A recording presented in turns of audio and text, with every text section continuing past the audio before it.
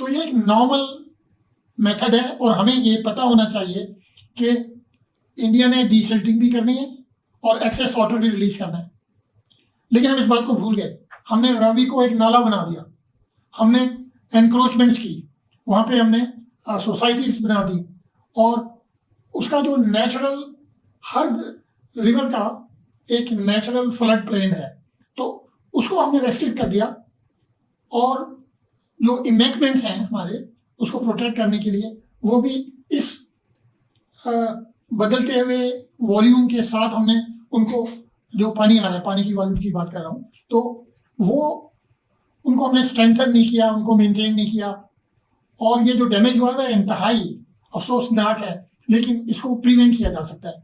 Number 1, IWT के under India को inform करना चाहिए था उस टेरिटरी के मुताबिक जो उसूल है, लेकिन चले उन्होंने इन्फॉर्म कर दिया। अब एट अवर एंड ये उनकी अभी जा रही है तो कहें कि उन्होंने ये इल इंटेंशन से रिलीज किया है या जैसे भी रिलीज किया है, कि हमें डैमेज करने के लिए किया, हमारे एग्रीकल्चर को डैमेज करने के लिए किया, कि हमारी खरीफ रबी दोनों क्रॉप्स खराब हो जाएं, या ये एक नॉर्मल प्रोसेस है, उन्होंने करना है, उन्होंने हमें इन्फॉर्म करना है, लेकिन हमने अपने दरियाओं का ये समझ लिया कि इनमें से मिट्टी उठाते जाएं, उसके अंदर आबादियां बनाते जाएं, तो तबाही तो होगी। तो इस सिलसिले में मैं आपसे जो मैं कहता हूँ कि इंतहाई हम इस मामले में अपने दरियाओं को,